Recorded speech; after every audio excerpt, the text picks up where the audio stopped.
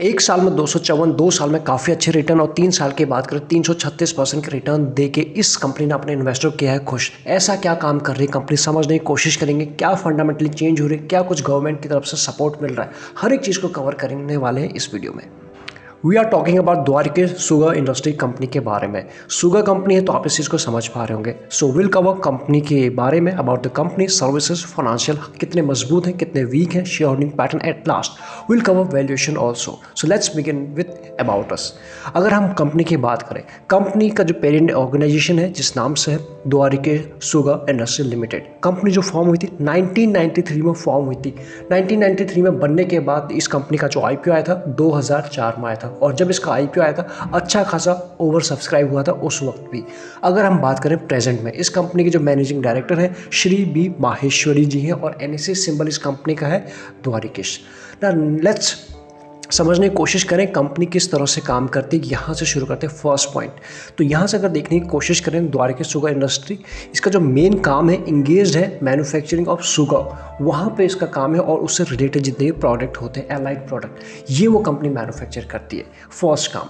उसके अलावा अगर हम बात करें इस कंपनी की जो स्ट्रॉन्ग प्रेजेंस है in the field of sugar manufacturing, ये तो है ही। उसके अलावा पार की बात करें या फिर एथेनॉल या फिर इंडस्ट्रियल एल्कोहल प्रोडक्शन, यहाँ पर भी कंपनी का फोकस बना हुआ है, या फिर ये भी कंपनी मैन्युफैक्चर करती है।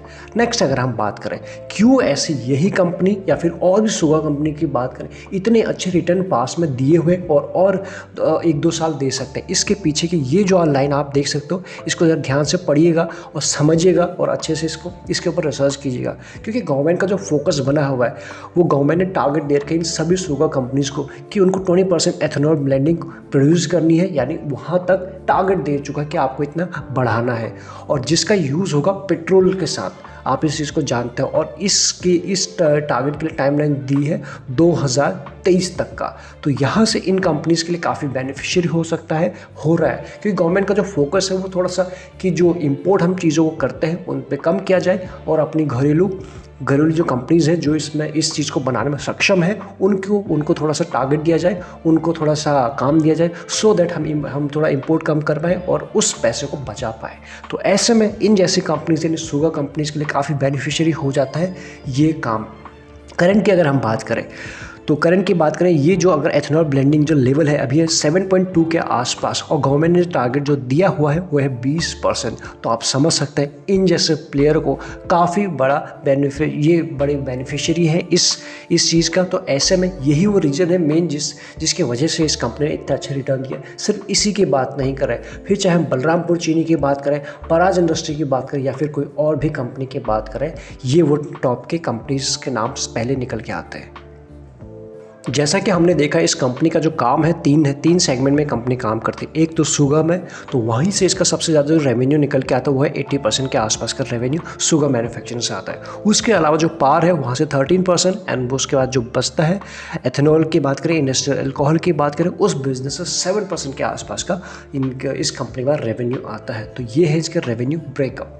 नाउ लेट्स अंडरस्टैंड इसके रिटर्न। वो आपके सामने है कि किस तरह के पिछले एक साल में 254, यानी हर एक पैरामीटर पे इस कंपनी ने अपने इन्वेस्टर के पैसे को 2 गुना 3 गुना किया, मतलब मल्टीबर्गर स्टॉक आपके सामने है।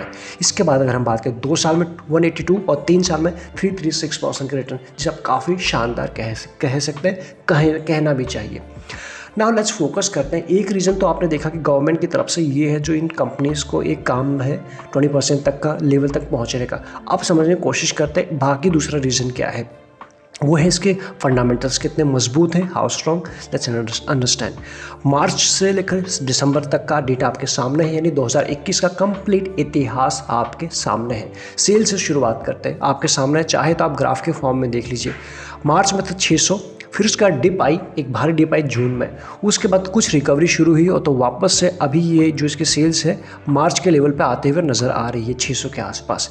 इसी चीज़ को अगर हम ऑपरेटिंग प्रॉफिट से देखने की कोशिश करें तो वो भी आप देख पाएंगे 82 के आसपास, देन 59, 75, अभी 55, अभी भी इसके ऑपरेटिंग प्रॉफिट है मार्च के आसपास नहीं आई है। तो आप समझ सकते हो अभी भी इस बार के जो रिजल्ट है वो रिकवरी के साथ है, लेकिन किस लेवल पे पहुंचे रिकवरी के बाद वो आप देख सकते हो। Now let's focus on net profit. 48 27 बड़ी डिप, उसके बाद कुछ रिकवरी और अभी भी आप देख सकते हो नेट प्रॉफिट काफ़ी नीचे है। तो देखा जाए तो क्वार्टरली बेसिस पर कंपनी में रिकवरी हो रही है, लेकिन वैसी रिकवरी बिल्कुल नहीं हो रही जिसे आप कंसिस्टेंसी के साथ अप ट्रेंड में कह सकते हैं क्वार्टरली बेसिस पे। Now let's focus on yearly basis पे। क्या कुछ सिर्फ क्वार्टरली बेसिस पर ही कुछ ऐसा था या फिर एक्चुअल पिक्चर ही कुछ ऐसी है, वो आपको यहाँ पे समझ में आ जाएगा। 18 से लेकर 21 का डेटा आपके सामने है। जो क्वार्टरली पे नंबर हमें उतने ठीक नहीं दिख रहे थे वो यहाँ पे देखने की कोशिश करें तो आपके सामने है 18 से लेकर 2021 तक का डेटा। और सेल्स की अगर हम बात करें 1430 थे, ऑल नंबर्स इन सीआर यहाँ पे आप देख सकते हो। उसके बाद 19 में हुए एक डिप, 14 से 1000 के आसपास आ गए थे। देन वापस रिकवरी शुरू हुई थी 2020 में। और अभी आप देख पाएंगे ये जो गवर्नमेंट की तरफ से जो ये चीज़ निकल के आई है, यही है जो इनको बहुत ज़्यादा ड्राइव कर रही है और पूरी इंडस्ट्री को आगे भी कर सकती है जब तक ये चीज़ें मैच नहीं होती है, अपने टारगेट लेवल तक नहीं पहुंचता है। ऐसे में इनकी डिमांड बनी हुई है, मांग बनी हुई है, काम काफ़ी है। तो ऐसे में आप देख सकते हैं 2018, 19, 20 से सबसे ज़्यादा सेल हुई है 2021 में। ऑपरेटिंग प्रॉफिट की बात करें, ये भी आप देख पाएंगे 142 था, उसके बाद ये अभी 271, सबसे ज़्यादा इसी साल आप देख पा रहे हैं पिछले 4 साल से। इस चीज़ को नेट प्रॉफिट में 101 और उसके बाद 144। तो आपको हर एक पैरामीटर पर चीज़ें इस साल बेहतर होते हुए नज़र आ रही है 2021 में। रीज़न आप समझ चुके हैं। बात करें इसके शेयर होल्डिंग पैटर्न कितने मजबूत है वो आप देख लेते हैं। वो आप देख लीजिए यहाँ पर प्रमोटर के पास है 42 के आसपास। देखा जाए तो 50 से ऊपर हो तो ज़्यादा अच्छी बात है, बट जो है वो आपके सामने है, हम और आप इसमें क्या ही कर सकते हैं। 40 के आसपास है, 42 वो इंटैक्ट है पिछले 4 क्वार्टर से। अगर हम इसको देखने की कोशिश करें एफआईस, जो थीम है स्मार्ट मनी हमेशा थीम को पहले पढ़ती है, समझती है और उसके साथ शुरू से ही उसको पकड़ने की कोशिश करती है। एंड में जाके रिटेलर उसको पढ़ते हैं या फिर उसको समझते हैं या फिर चेस करते हैं। 38.38 फिर इन्होंने उसके बाद अपनी होल्डिंग बढ़ाना शुरू कर दी थी 2.24, 2.76 और अभी आप देख सकते हो कंटिन्यूसली हर क्वार्टर में इस कंपनी में ये अपनी होल्डिंग को बढ़ा रहे हैं। इसीलिए आपने वो रिटर्न भी देखे। दूसरा रीजन ये रहा। थर्ड की बात करें 3.91, 4, 3 ये भी वहीं पे। और कुल मिला के एफआईज एंड डीआईज का अच्छा इंटरेस्ट इसमें बना हुआ है एज सच नाउ।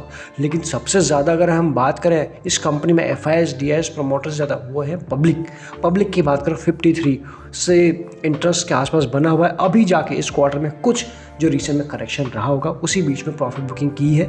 अदरवाइज पिछले क्वार्टर तक पब्लिक के पास भी 51 था, अभी 49 के आसपास है। तो जो हमने रिसेंट में निफ्टी में भी देखे, मार्केट में देखा 10% का करेक्शन तक आया था, वहीं पे कुछ प्रॉफिट बुकिंग हुई है। अदरवाइज अच्छा खासा पब्लिक का भी इंटरेस्ट बना हुआ है।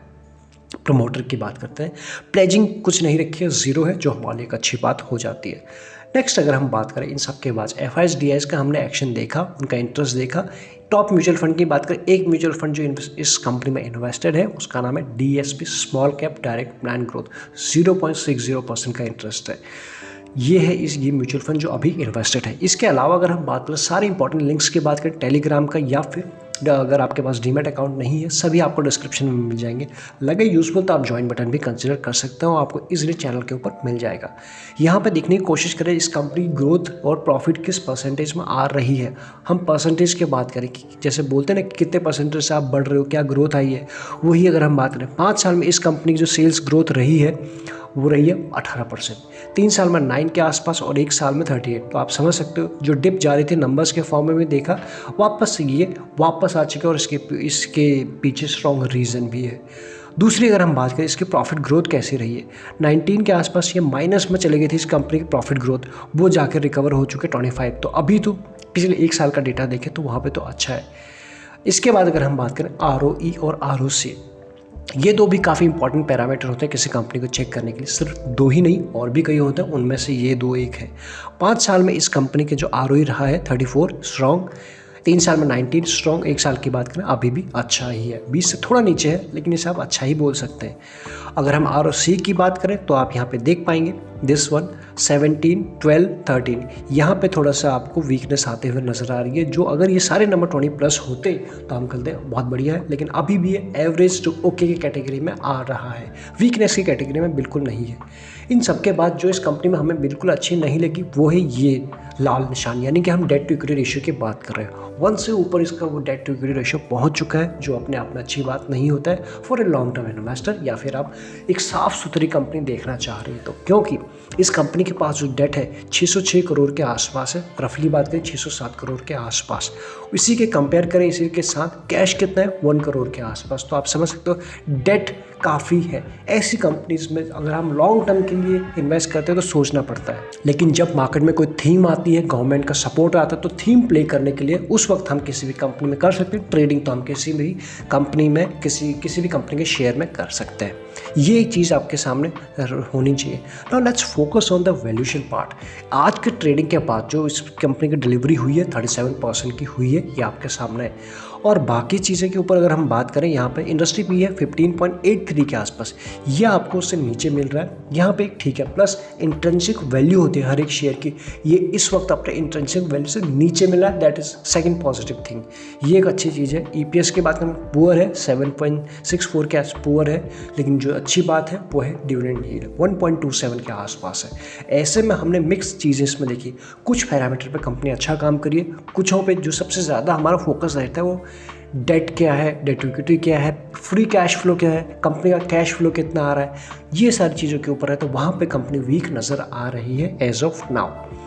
तो कई सारी चीज़ें हमने कवर की। इन सब कवर के बाद अगर हम बात करें, जो मार्केट में एनालिस्ट बैठे हैं वो बाई की 100% रेटिंग दे रहे हैं, तो सेल की रेटिंग अभी कोई भी नहीं दे रहा। आपको करनी है अच्छे से अपनी रिसर्च। अदरवाइज जो ये थीम है, जो टारगेट है अभी तक पहुंचने में, इन कंपनीज को थोड़ा बेनिफिशियरी हो सकता है। इन कंपनीज के लिए अभी भी मार्केट में इन कंपनीज की डिमांड रहेगी। तो ऐसे में जब भी किसी अच्छे लेवल के आसपास या डिप में मिलता है, आप इन कंपनीज, इस सेक्टर के अच्छी कंपनीज को अपने रडार पर रख सकते हैं।